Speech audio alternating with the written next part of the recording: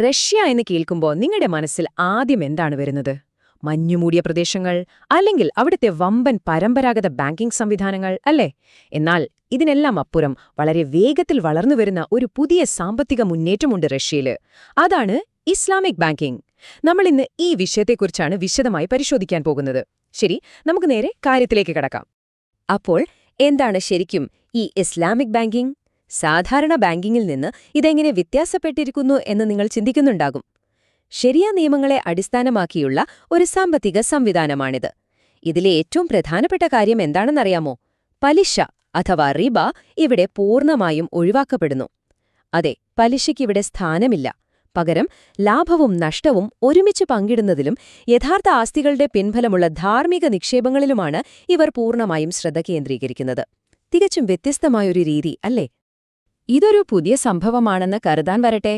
1000-ലധികം വർഷങ്ങളായി റഷ്യയിൽ ഇസ്ലാമിക സാന്നിധ്യമുണ്ട്. 1991 സോവിയറ്റ് യൂണിയൻ തകർന്നതോടെ ജനങ്ങൾക്കിടയിൽ വലിയൊരു സാംസ്കാരിക ഉണർവുണ്ടായി. അപ്പോഴാണ് ഇസ്ലാമിക് ബാങ്കിങ്ങിലേക്കും ആളുകളുടെ ശ്രദ്ധ തിരിയുന്നത്. അങ്ങനെ 1990കളിൽ മോസ്കോയിൽ ബദർ ഫോർട്ട് എന്ന പേരിൽ ഒരു ബാങ്ക് പ്രവർത്തനമാരംഭിച്ചു. വളരെ ആവേശത്തോടെ തുടങ്ങിയതാണെങ്കിലും പലിശ അടിസ്ഥാനമാക്കിയുള്ള അന്നത്തെ റഷ്യൻ നിയമങ്ങളുമായി അവർക്ക് ഒത്തുപോകാൻ കഴിഞ്ഞില്ല. ഒടുവിൽ 2006 ആ ബാങ്കിന്റെ ലൈസൻസ് റദ്ദാക്കപ്പെട്ടു. ശരിക്കും അതൊരു വലിയ തിരിച്ചടി തന്നെയായിരുന്നു. എന്നാൽ ആ കഥ അവിടെ കഴിഞ്ഞു എന്ന് കരുതിയോ? ഇല്ല.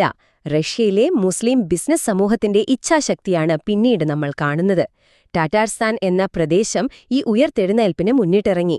അവർ തങ്ങളുടെ തലസ്ഥാനമായ കസാൻ നഗരത്തെ വെറുമൊരു നഗരമെന്നതിലുപരി ഇസ്ലാമിക് സാമ്പത്തിക ഫോറങ്ങളുടെ ഒരു വലിയ അന്താരാഷ്ട്ര കേന്ദ്രമാക്കി തന്നെ മാറ്റിയെടുത്തു. ഈ ഫോറങ്ങൾ ചില്ലറക്കാരായിരുന്നില്ല കേട്ടോ. ലോകമെമ്പാടുമുള്ള സാമ്പത്തിക വിദഗ്ധരെ അതാകർഷിച്ചു. UAE, മലേഷ്യ, സൗദി അറേബ്യ, തുർക്കി തുടങ്ങി മുസ്ലിം ഭൂരിപക്ഷ രാജ്യങ്ങളിൽ നിന്നുള്ള വമ്പൻ നിക്ഷേപകരാണ് അവിടെ എത്തിയത്. അതോടെ ഈ രാജ്യങ്ങളുമായുള്ള സാമ്പത്തിക ബന്ധം റഷ്യ വളരെ ഗൗരവത്തോടെ കാണാൻ തുടങ്ങി. ഇനി നമ്മൾ കാണാൻ പോകുന്നത് ആഗോള രാഷ്ട്രീയത്തിലെ ഒരു വലിയ ട്വിസ്റ്റാണ്. 2014 ശേഷം പാശ്ചാത്യ രാജ്യങ്ങൾ റഷ്യയ്ക്ക് മേൽ കടുത്ത ഉപരോധങ്ങൾ ഏർപ്പെടുത്തി. ഇത് ശരിക്കും റഷ്യയൊന്ന് പ്രതിസന്ധിയിലാക്കി. തങ്ങളുടെ സമ്പദ്വ്യവസ്ഥ വൈവിധ്യവൽക്കരിക്കാനും പുതിയ ബദൽ സാമ്പത്തിക സംവിധാനങ്ങൾ കണ്ടെത്താനും അവർ നിർബന്ധിതരായി. ഈയൊരു രാഷ്ട്രീയ സാഹചര്യം ഇസ്ലാമിക് ബാങ്കിങ്ങിന് തികച്ചും അപ്രതീക്ഷിതമായ ഒരു വലിയ കുതിപ്പാണ് നൽകിയത്. വൈകാതെ തന്നെ പുതിയ സാമ്പത്തിക ഉൽപ്പന്നങ്ങൾ വിപണിയിലെത്തിത്തുടങ്ങി. അതായത് സാധാരണക്കാർക്ക് ഇതിൽ നിന്ന് എന്തു കിട്ടുമെന്നല്ലേ?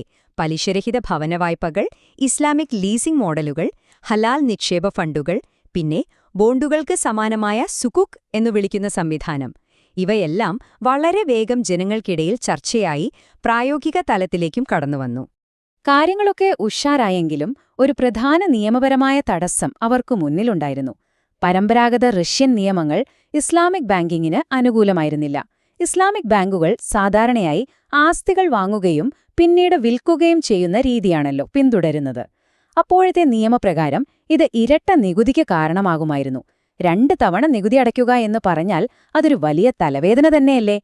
ഈയൊരു പ്രശ്നം വർഷങ്ങളോളം ഈ മേഖലയുടെ വളർച്ചയെ ശരിക്കും പിന്നോട്ടു വലിച്ചു.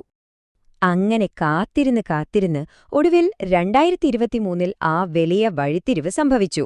ശരിയ നിയമപ്രകാരമുള്ള ബാങ്കിംഗ് സേവനങ്ങൾക്കായി റഷ്യ ഔദ്യോഗികമായി ഒരു പൈലറ്റ് പ്രോഗ്രാം ആരംഭിച്ചു. ടാറ്റാർസ്ഥാൻ, ബാഷ്കോർട്ടോസ്ഥാൻ, ചെച്നിയ, ഡാഗസ്ഥാൻ എന്നീ 4 പ്രധാന മുസ്ലിം ഭൂരിപക്ഷ പ്രദേശങ്ങളിലാണ് ചരിത്രപരമായ ഈ നിയമപരീക്ഷണം അവർ തുടങ്ങിയത്. ഇതൊരു വെറും പരീക്ഷണം മാത്രമായിരുന്നില്ല.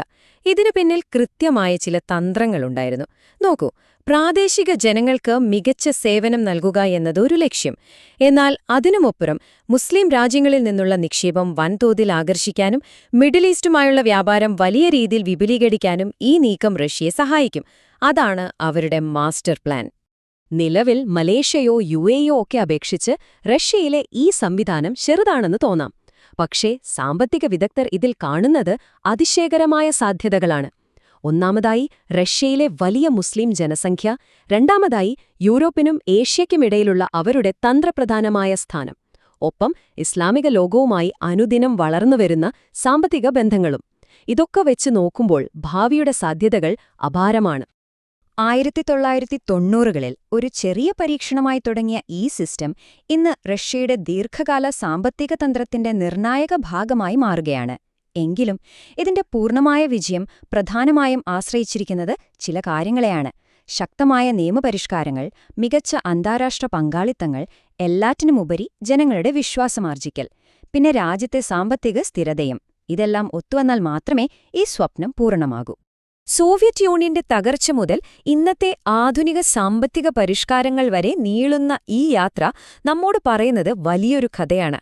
വിശ്വാസവും സമ്പദ്വ്യവസ്ഥയും ആഗോള രാഷ്ട്രീയവും തമ്മിലുള്ള ബന്ധം എത്രത്തോളം സങ്കീർണമാണെന്നും അതെങ്ങനെയൊക്കെ മാറുന്നുവെന്നുമാണ് ഇത് വ്യക്തമാക്കുന്നത്. പാശ്ചാത്യ രാജ്യങ്ങൾ ഉപരോധങ്ങൾ കടുപ്പിക്കുമ്പോൾ ഈ പുതിയ സാമ്പത്തിക പാത റഷ്യയുടെ ഭാവി ശരിക്കും മാറ്റിമറിക്കുമോ? ആഗോള സാമ്പത്തിക ക്രമത്തിൽ ഇതൊരു പുതിയ അധ്യായത്തിന് തുടക്കം കുറിക്കുമോ? തീർച്ചയായും നാം ചിന്തിക്കേണ്ട ഒരു കാര്യമാണിത്. നന്ദി. يمحق الربا ويربي الصدقات والله لا يحب كل كفار أثيم